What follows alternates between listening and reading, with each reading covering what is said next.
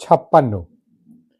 হারানবাবুকে যখন বরদাসুন্দরী ডাকিয়া সকল কথা বলিলেন, তখন তিনি কিছুক্ষণ গম্ভীর হইয়া বসিয়া রহিলেন এবং কহিলেন, এ সম্বন্ধে একবার ললিতার সঙ্গে আলোচনা করে দেখা কর্তব্য। ললিতা আসিলে হারানবাবু তাহার গাম্ভীর্যের মাত্রা শেষ সপ্তক পর্যন্ত চড়াইয়া কহিলেন, দেখো ললিতা, তোমার জীবনে খুব একটা দায়িত্বের সময় এসে উপস্থিত হয়েছে। একদিকে তোমার ধর্ম, আরেকদিকে তোমার প্রবৃত্তি, এর মধ্যে তোমাকে পথ নির্বাচন করে নিতে হবে। এই বলিয়া একটু থামিয়া ললিতার মুখের দিকে হারানবাবু দৃষ্টি স্থাপন করিলেন। হারানবাবু জানিতেন তাহার এই ন্যায়াগ্নিদীপ্ত দৃষ্টির সম্মুখে ভীরুতা কম্পিত হয়, কপটতা ভস্মীভূত হইয়া যায়। তাহার এই তেজময় আধ্যাত্মিক দৃষ্টি ব্রাহ্ম সমাজের একটি মূল্যবান সম্পত্তি। ললিতা কোনো কথা বলিল না, চুপ করিয়া রহিল। হারানবাবু কহিলেন, তুমি বোধহয় শুনেছ, তোমার অবস্থার প্রতি দৃষ্টি করে অথবা যে কারণেই হোক বিনয়বাবু অবশেষে আমাদের সমাজে দীক্ষা নিতে রাজি হয়েছেন।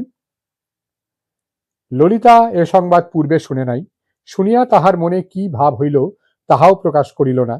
তাহার দুই চক্ষু দীপ্ত হইয়া উঠিল। সে পাথরের মূর্তির মতো স্থির হইয়া বসিয়া রহিল।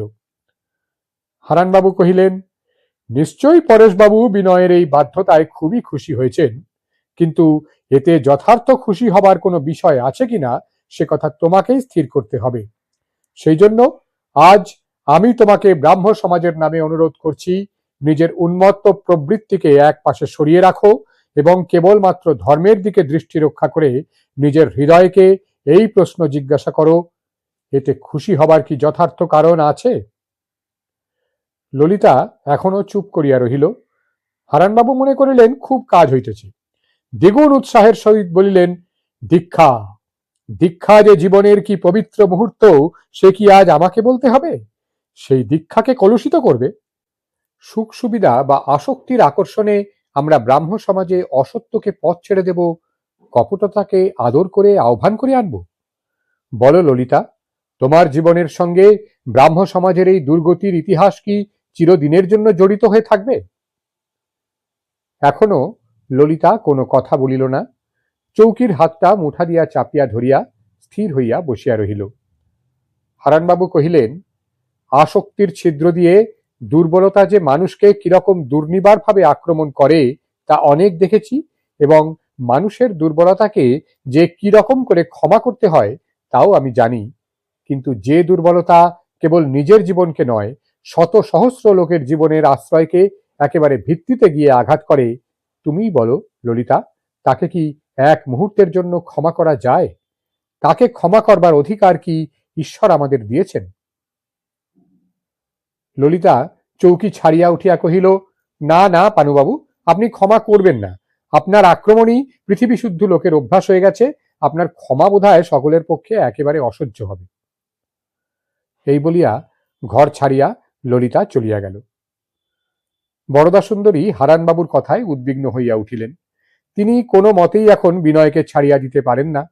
তিনি হারানবাবুর কাছে অনেক ব্যর্থ অনুনয় বিনয় করিলেন, অবশেষে ক্রুদ্ধ হইয়া তাহাকে বিদায় দিলেন।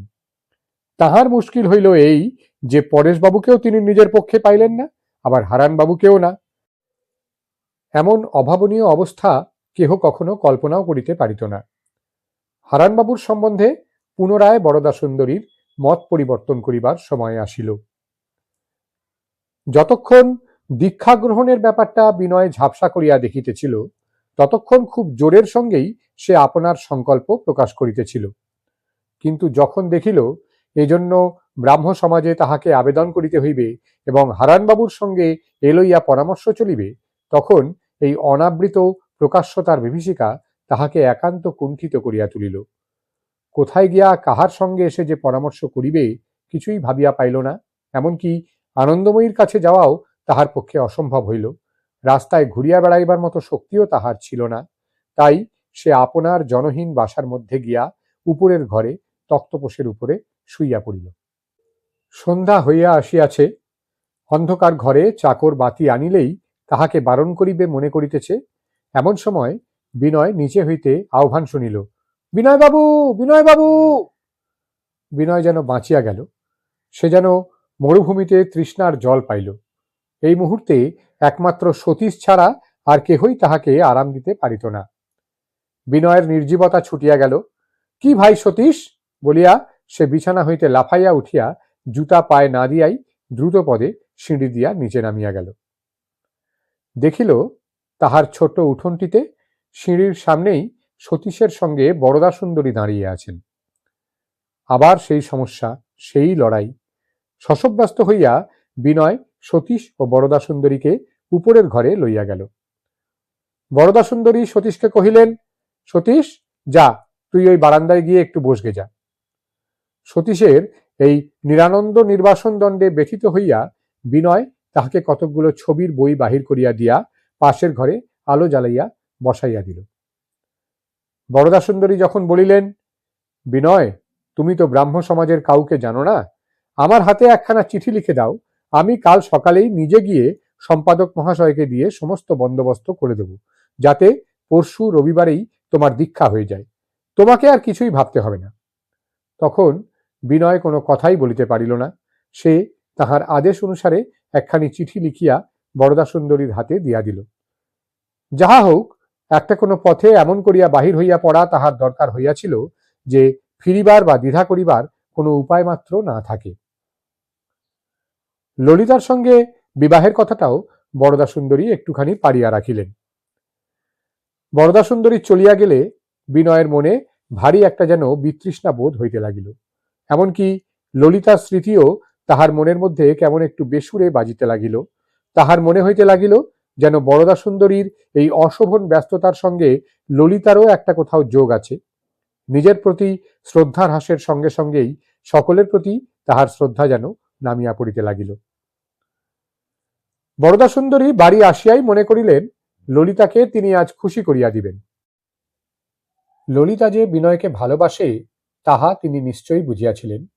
সেই জন্যই তাহাদের বিবাহ লইয়া সমাজে যখন গোল বাঁধিয়াছিল, তখন তিনি নিজে ছাড়া আর সকলকেই এজন্য অপরাধী করিয়াছিলেন। ললিতার সঙ্গে কয়দিন তিনি কথাবার্তা একরকম বন্ধ করিয়া দিয়াছিলেন। সেই জন্য আজ যখন একটা কিনারা হইল, সেটা যে অনেকটা তাহার জন্যই হইল, এই গৌরবটুকু ললিতার কাছে প্রকাশ করিয়া তাহার সঙ্গে সন্ধি স্থাপন করিতে ব্যস্ত হইয়া উঠিলেন। ললিতার বাপ তো সমস্ত মাটি করিয়াই দিয়াছিলেন। ললিতা নিজেও তো বিনয়কে সিধা করিতে পারে নাই। পানুবাবুর কাছ হইতেও তো কোনো সাহায্য পাওয়া গেল না। একলা বরদা সুন্দরী সমস্ত গ্রন্থি ছেদন করিয়াছেন। হ্যাঁ হ্যাঁ, একজন মেয়ে মানুষ যাহা পারে, 5 জন পুরুষে তাহা পারে না। বরদা সুন্দরী বাড়ি ফিরিয়া আসিয়া শুনিলেন ললিতা আজ সকাল সকাল শুইতে গেছে, তাহার শরীর তেমন ভালো নাই। তিনি মনে মনে হাসিয়া কহিলেন, শরীর ভালো করিয়া দিতেছি। একটা বাতি হাতে করিয়া তাহার অন্ধকার শয়নগৃহে প্রবেশ করিয়া দেখিলেন ললিতা বিছানায় এখনো শোয়ে নাই, একটা কেদারায় হেলান দিয়া পড়িয়া আছে। ললিতা তৎক্ষণাৎ উঠিয়া বসিয়া জিজ্ঞাসা করিল, মা, তুমি কোথায় গিয়েছিলে? তাহার স্বরের মধ্যে একটা তীব্রতা ছিল। সে খবর পাইয়াছিল তিনি সতীশকে লইয়া বিনয়ের বাসায় গিয়াছিলেন। বরদা সুন্দরী কহিলেন, আমি বিনয়ের ওখানে গিয়েছিলাম। কেন? কেন? বরদা সুন্দরীর মনে মনে একটু রাগ হইল। ললিতা মনে করে আমি কেবল ওর শত্রুতাই করিতেছি, অকৃতজ্ঞ। বরদা সুন্দরী কহিলেন, এই দেখো কেন, বলিয়া বিনয়ের সেই চিঠিখানা ললিতার চোখের সামনে মেলিয়া ধরিলেন। সে চিঠি পড়িয়া ললিতার মুখ লাল হইয়া উঠিল। বরদা সুন্দরী নিজের কৃতিত্ব প্রচারের জন্য কিছু অত্যুক্তি করিয়াই জানাইলেন যে এ চিঠি কি বিনয়ের হাত হইতে সহজে বাহির হইতে পারিত? তিনি জাঁক করিয়া বলিতে পারেন এ কাজ আর কোনো লোকেরই সাধ্যের মধ্যেই ছিল না। ললিতা 2 হাতে মুখ ঢাকিয়া তাহার কেদারায় শুইয়া পড়িল। বরদা সুন্দরী মনে করিলেন তাহার সম্মুখে প্রবল হৃদয়াবেগ প্রকাশ করিতে ললিতা লজ্জা করিতেছে। ঘর হইতে বাহির হইয়া গেলেন। পরদিন সকালবেলায় চিঠিখানি লইয়া ব্রাহ্ম সমাজে যাইবার সময় দেখিলেন যে চিঠি কে যেন টুকরা টুকরা করিয়া ছিঁড়িয়া রাখিয়াছে। 57 অপরাহ্নে সুচরিতা পরেশবাবুর কাছে যাইবে বলিয়া প্রস্তুত হইতেছিল, এমন সময় বেহারা আসিয়া খবর দিল একজন বাবু আসিয়াছেন। কে বাবু? বিনয়বাবু? বেহারা কহিল, না, খুব গৌরবর্ণ লম্বা একটি বাবু। সুচরিতা চমকিয়া উঠিয়া কহিল, বাবুকে উপরের ঘরে এনে বসাও। আজ সুচরিতা কি কাপড় পরিয়াছে ও কেমন করিয়া পরিয়াছে এতক্ষণ তাহা চিন্তাও করে নাই। এখন আয়নার সম্মুখে দাঁড়িয়া কাপড়খানা কিছুতেই তাহার পছন্দ হল না। তখন বদলাইবার সময় ছিল না। কম্পিত হস্তে কাপড়ের আঁচলে চুলে একটু আধটু পারিপাট্য সাধন করিয়া স্পন্দিত হৃৎপিণ্ড লইয়া সুচরিতা ঘরের মধ্যে প্রবেশ করিল। তাহার টেবিলের উপর গোরার রচনাবলী পড়িয়াছিল সে কথা তাহার মনেই ছিল না। ঠিক সেই টেবিলের সম্মুখেই চৌকিতে গোরা বসিয়া আছে। বইগুলি নির্লজ্জভাবে ঠিক গোরার চোখের উপর পড়িয়া আছে। সেগুলি ঢাকা দিবার বা সরাইবার কোনো উপায় মাত্র নাই। মাসিমা আপনার সঙ্গে দেখা করবার জন্য অনেকদিন থেকে ব্যস্ত হয়ে রয়েছেন, তাকে খবর দিইগে বলিয়া সুচরিতা ঘরে প্রবেশ করিয়াই চলিয়া গেল। সে একলা গোরার সঙ্গে আলাপ করিবার মতো জোর পাইল না। কিছুক্ষণ পরে সুচরিতা হরিমোহিনীকে সঙ্গে করিয়া লইয়া আসিল। কিছুকাল হইতে হরিমোহিনী বিনয়ের কাছ হইতে গোরার মত, বিশ্বাস ও নিষ্ঠা এবং তাহার জীবনের কথা শুনিয়া আসিয়াছেন। প্রায় মাঝে মাঝে তাহার অনুরোধে সুচরিতা মধ্যাহ্নে তাহাকে গোরার লেখা পড়িয়া শুনাইয়াছে। যদিও সেসব লেখা তিনি যে সমস্তই ঠিক বুঝিতে পারিতেন তাহা নহে এবং তাহাতে তাহার নিদ্রাকর্ষণেরই সুবিধা করিয়া দিত, তবু এটুকু মোটামুটি বুঝিতে পারিতেন যে শাস্ত্র ও লোকাচারের পক্ষ লইয়া গোরা এখনকার কালের আচারহীনতার বিরুদ্ধে লড়াই করিতেছে। আধুনিক ইংরেজি শেখা ছেলের পক্ষে ইহা অপেক্ষা আশ্চর্য এবং ইহা অপেক্ষা গুণের কথা আর কি হইতে পারে। ব্রাহ্ম পরিবারের মধ্যে প্রথম যখন বিনয়কে দেখিয়াছিলেন তখন বিনয় তাহাকে যথেষ্ট তৃপ্তি দান করিয়াছিল, কিন্তু ক্রমে সেটুকু অভ্যাস হইয়া যাওয়ার পর নিজের বাড়িতে যখন তিনি বিনয়কে দেখিতে লাগিলেন তখন তাহার আচারের ছিদ্রগুলিই তাহাকে বেশি করিয়া বাজিতে লাগিল। বিনয়ের উপর তিনি অনেকটা নির্ভর স্থাপন করিয়াছিলেন বলিয়াই তাহার প্রতি ধিক্কার তাহার প্রতিদিন বাড়িয়া উঠিতেছে। সেই জন্যই অত্যন্ত উৎসুক চিত্তে তিনি গোরার প্রতীক্ষা করিতেছিলেন। গোরার দিকে নেত্রপাত করিয়াই হরিমোহিনী একেবারে আশ্চর্য হইয়া গেলেন। এই তো ব্রাহ্মণ বটে, যেন একেবারে হোমের আগুন, যেন শুভ্রকায় মহাদেব। তাহার মনে এমন একটি ভক্তির সঞ্চার হইল যে গোরা যখন তাহাকে প্রণাম করিল তখন সে প্রণাম গ্রহণ করিতে হরিমোহিনী কুণ্ঠিত হইয়া উঠিলেন। হরিমোহিনী কহিলেন, তোমার কথা অনেক শুনেছি বাবা, তুমি গৌর? গৌরী বটে, ওই যে কীর্তনের গান শুনেছি, চাঁদের অমিয়া সনে চন্দন বাটিয়া গো, কে মাজিল গোরার দেহখানি। আজ তাই চক্ষে দেখলাম। কোন প্রাণে তোমাকে জেলে দিয়েছিল আমি সেই কথাই ভাবি। গোরা হাসিয়া কহিল, আপনারা যদি ম্যাজিস্ট্রেট হতেন তাহলে জেলখানায় ইঁদুর বাদুড়ের বাসা হতো।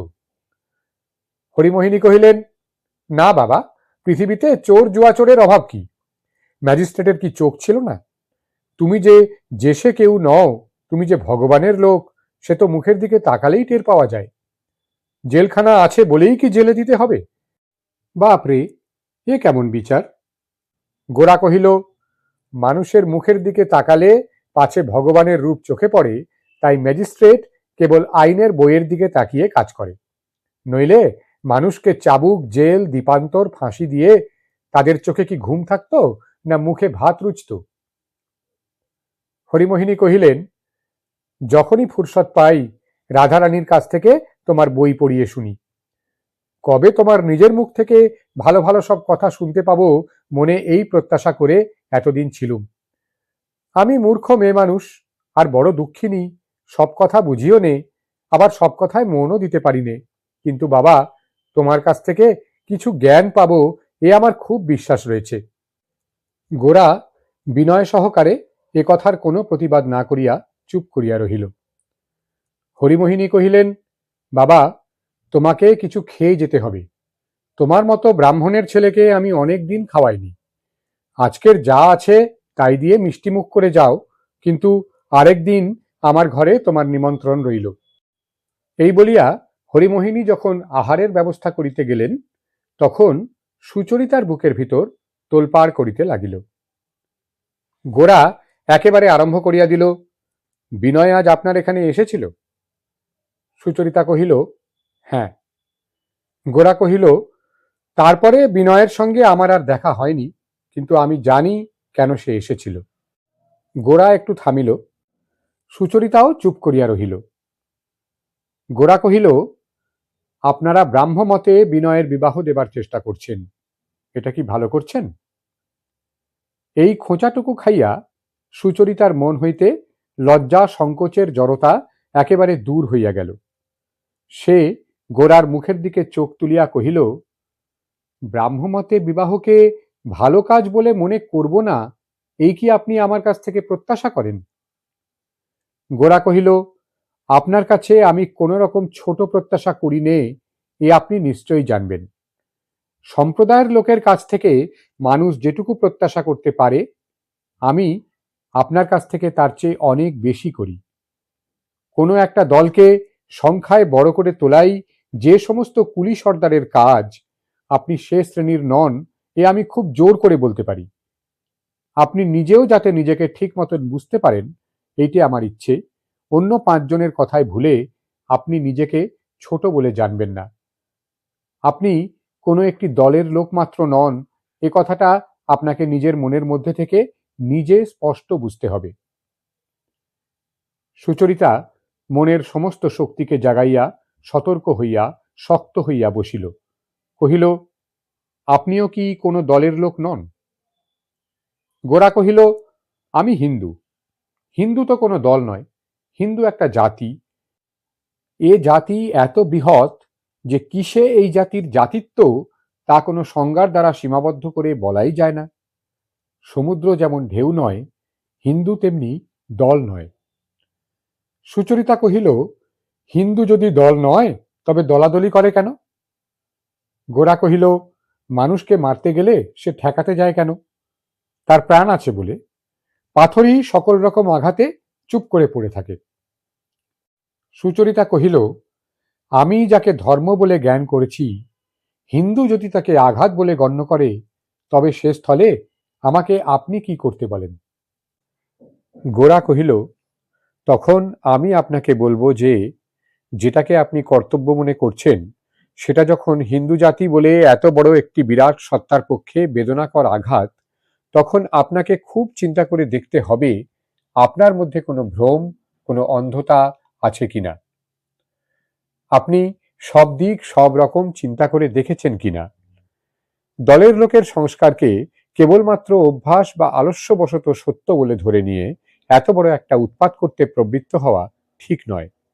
ইঁদুর যখন জাহাজের খোল কাটতে থাকে, তখন ইঁদুরের সুবিধা ও প্রবৃত্তির হিসাব থেকেই সে কাজ করে, দেখে না এত বড় একটা আশ্রয় ছিদ্র করলে তার যেটুকু সুবিধে, তার চেয়ে সকলের কত বড় ক্ষতি।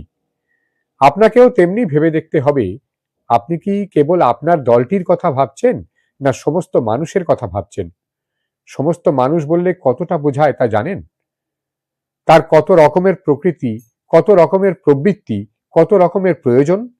সব মানুষ এক পথে এক জায়গায় দাঁড়িয়ে নেই। কারো সামনে পাহাড়, কারো সামনে সমুদ্র, কারো সামনে প্রান্তর, অথচ কারো বসে থাকবার জো নেই। সকলকেই চলতে হবে। আপনি কেবল আপনার দলের শাসনটিকেই সকলের উপর খাটাতে চান? চোখ বুজে মনে করতে চান মানুষের মধ্যে কোনো বৈচিত্র্যই নেই? কেবল ব্রাহ্ম সমাজের খাতায় নাম লেখাবার জন্যই সকলে পৃথিবীতে জন্মগ্রহণ করেছে? যে সকল দস্যু জাতি পৃথিবীর সমস্ত জাতিকেই যুদ্ধে জয় করে নিজের একছত্র রাজত্ব বিস্তার করাকেই পৃথিবীর একমাত্র কল্যাণ বলে কল্পনা করে, অন্যান্য জাতির বিশেষত্ব যে বিশ্বহিতের পক্ষে বহুমূল্য বিধান, নিজের বলগর্বে তা যারা স্বীকার করে না এবং পৃথিবীতে কেবল দাসত্ব বিস্তার করে, তাদের সঙ্গে আপনাদের প্রভেদ কোনখানে? সুচরিতা ক্ষণকালের জন্য তর্ক যুক্তি সমস্তই ভুলিয়া গেল। গোরার বজ্রগম্ভীর কণ্ঠস্বর একটি আশ্চর্য প্রবলতা দ্বারা তাহার সমস্ত অন্তঃকরণকে আন্দোলিত করিয়া তুলিল। গোরা যে কোনো একটা বিষয় লইয়া তর্ক করিতেছে, তাহা সুচরিতার মনে রহিল না। তাহার কাছে কেবল এই সত্যটুকু জাগিতে লাগিল যে গোরা বলিতেছে। গোরা কহিল, আপনাদের সমাজই ভারতের ২০ কোটি লোককে সৃষ্টি করেনি। কোন পন্থা এই ২০ কোটি লোকের পক্ষে উপযোগী, কোন বিশ্বাস, কোন আচার এদের সকলকে খাদ্য দেবে, শক্তি দেবে, তা বেঁধে দেবার ভার জোর করে নিজের উপর নিয়ে এত বড় ভারতবর্ষকে একেবারে একাকার সমতল করে দিতে চান কি বলে? এই অসাধ্য সাধনে যতই বাধা পাচ্ছেন, ততই দেশের উপর আপনাদের রাগ হচ্ছে, অশ্রদ্ধা হচ্ছে, ততই যাদের হিত করতে চান তাদের ঘৃণা করে পর করে তুলছেন।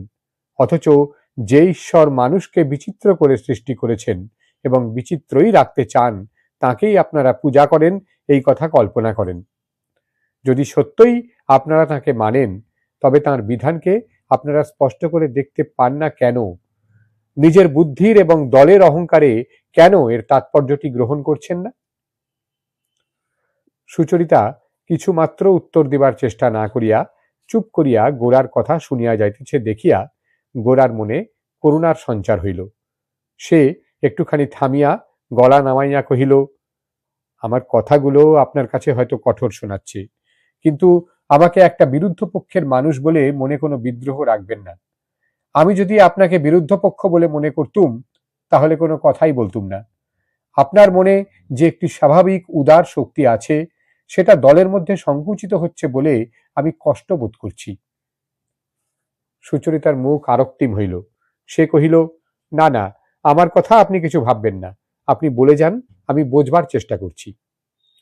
গোরা কহিল, আমার আর কিছুই বলবার নেই। ভারতবর্ষকে আপনি আপনার সহজ বুদ্ধি, সহজ হৃদয় দিয়ে দেখুন, একে আপনি ভালোবাসুন। ভারতবর্ষের লোককে যদি আপনি অব্রাহ্ম বলে দেখেন, তাহলে তাদের বিকৃত করে দেখবেন এবং তাদের অবজ্ঞা করবেন। তাহলে তাদের কেবলই ভুল বুঝতে থাকবেন। যেখান থেকে দেখলে তাদের সম্পূর্ণ দেখা যায়, সেখান থেকে তাদের দেখাই হবে না। ঈশ্বর এদের মানুষ করে সৃষ্টি করেছেন।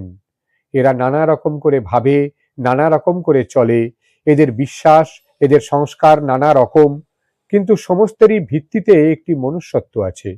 সমস্তরই ভিতরে এমন একটি জিনিস আছে, যা আমার জিনিস, যা আমার এই ভারতবর্ষের জিনিস, যার প্রতি সঠিক সত্য দৃষ্টি নিক্ষেপ করলে তার সমস্ত ক্ষুদ্রতা, অসম্পূর্ণতার আবরণ ভেদ করে একটি আশ্চর্য মহৎ সত্তা চোখের উপর পড়ে। অনেক দিনের অনেক সাধনা তার মধ্যে প্রচ্ছন্ন দেখা যায়। দেখতে পাই অনেক কালের হোমের অগ্নি ভস্মের মধ্যে এখনো জ্বলছে, এবং সেই অগ্নি একদিন আপনার ক্ষুদ্র দেশকালকে ছাড়িয়ে উঠে পৃথিবীর মাঝখানে তার শিখাকে জাগিয়ে তুলবে, তাতে কিছু মাত্র সন্দেহ থাকে না। এই ভারতবর্ষের মানুষ অনেক দিন থেকে অনেক বড় কথা বলেছে, অনেক বড় কাজ করেছে, সে সমস্তই একেবারে মিথ্যা হয়ে গেছে, এ কথা কল্পনা করাও সত্যের প্রতি অশ্রদ্ধা, সেই তো নাস্তিকতা। সুচরিতা মুখ নিচু করিয়া শুনিতেছিল। সে মুখ তুলিয়া কহিল, আপনি আমাকে কি করতে বলেন?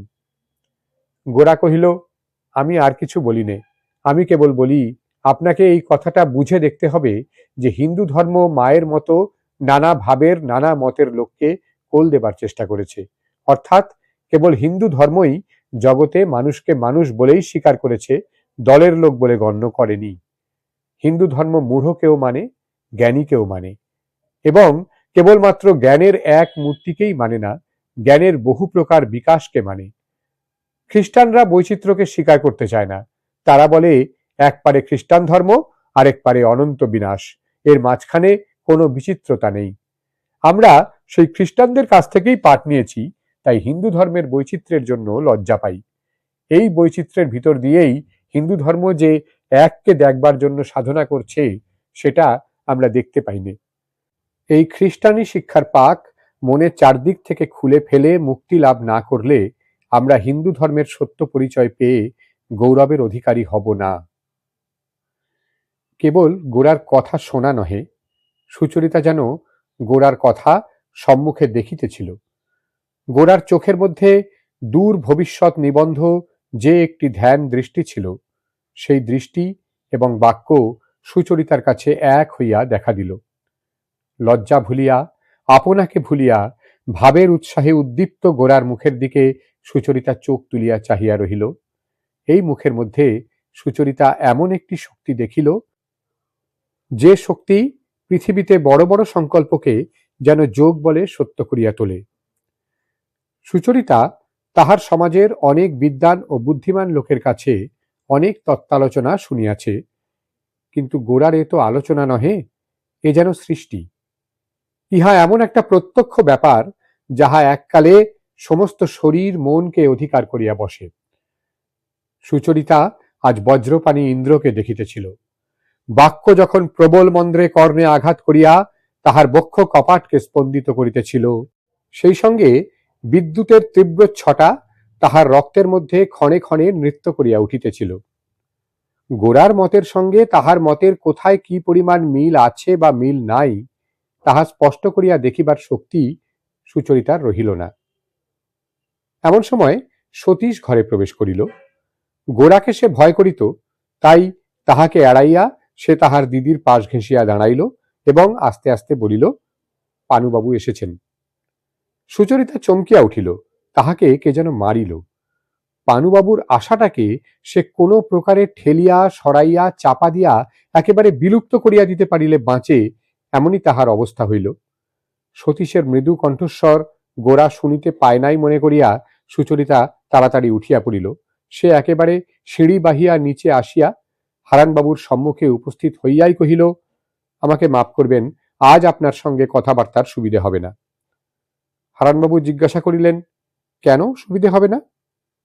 সুচরিতা এ প্রশ্নের উত্তর না দিয়া কহিল, কাল সকালে আপনি যদি বাবার ওখানে আসেন তাহলে আমার সঙ্গে দেখা হবে।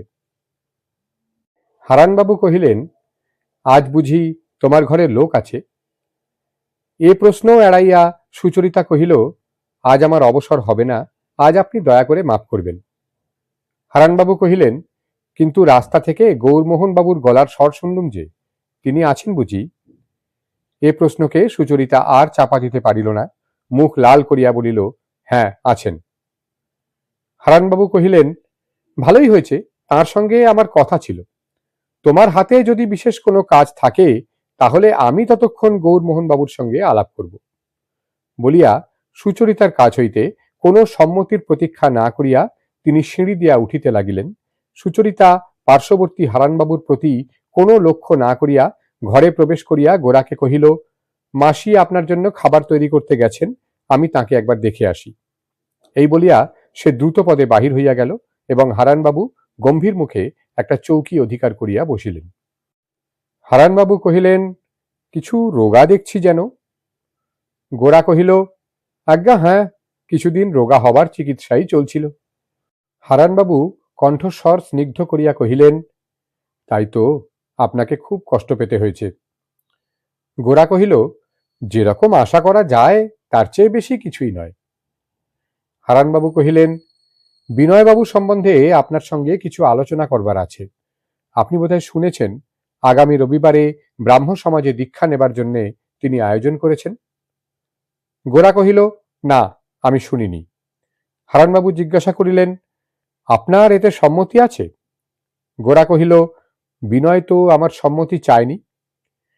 হারানবাবু কহিলেন, আপনি কি মনে করেন বিনয়বাবু যথার্থ বিশ্বাসের সঙ্গে এই দীক্ষা গ্রহণ করতে প্রস্তুত হয়েছেন? গোরা কহিল, যখন তিনি দীক্ষা নিতে রাজি হয়েছেন তখন আপনার এই প্রশ্ন সম্পূর্ণ অনাবশ্যক। হারানবাবু কহিলেন, প্রবৃত্তি যখন প্রবল হয়ে ওঠে তখন আমরা কি বিশ্বাস করি আর কি করি নে তা চিন্তা করে দেখবার অবসর পাইনে। আপনি তো মানব চরিত্র জানেন। গোরা কহিল, না, মানব চরিত্র নিয়ে আমি অনাবশ্যক আলোচনা করিনি। হারানবাবু কহিলেন, আপনার সঙ্গে আমার মতের এবং সমাজের মিল নেই, কিন্তু আপনাকে আমি শ্রদ্ধা করি। আমি নিশ্চয়ই জানি আপনার যা বিশ্বাস সেটা সত্য হোক আর মিথ্যাই হোক, কোনো প্রলোভনে তার থেকে আপনাকে টলাতে পারবে না। কিন্তু গোরা বাধা দিয়া কহিল, আমার প্রতি আপনার ওই যে একটুখানি শ্রদ্ধা বাঁচিয়ে রেখেছেন, তার এমনি কি মূল্য যে তার থেকে বঞ্চিত হওয়া বিনয়ের পক্ষে ভারী একটা ক্ষতি। সংসারে ভালো মন্দ বলে জিনিস অবশ্যই আছে, কিন্তু আপনার শ্রদ্ধা ও অশ্রদ্ধার দ্বারা যদি তার মূল্য নিরূপণ করেন তো করুন, তবে কিনা পৃথিবীর লোককে সেটা গ্রহণ করতে বলবেন না। হারানবাবু কহিলেন, আচ্ছা বেশ, ও কথাটার মীমাংসা এখন না হলেও চলবে, কিন্তু আমি আপনাকে জিজ্ঞাসা করছি, বিনয় যে পরেশবাবুর ঘরে বিবাহ করবার চেষ্টা করছেন, আপনি কি তাতে বাধা দেবেন না? গোরা লাল হইয়া উঠিয়া কহিল, হারানবাবু, বিনয়ের সম্বন্ধে এ সমস্ত আলোচনা কি আমি আপনার সঙ্গে করতে পারি? আপনি সর্বদাই যখন মানব চরিত্র নিয়ে আছেন, তখন আপনার এটাও বোঝা উচিত ছিল যে বিনয় আমার বন্ধু এবং সে আপনার বন্ধু নয়। হারানবাবু কহিলেন, এই ব্যাপারের সঙ্গে ব্রাহ্ম সমাজের যোগ আছে বলেই আমি একথা তুলেছি, নইলে। গোরা কহিল, কিন্তু আমি তো ব্রাহ্ম সমাজের কেউ নই, আপনার কাছে আপনার এই দুশ্চিন্তার মূল্য কি আছে? এমন সময় সুচরিতা ঘরে প্রবেশ করিল।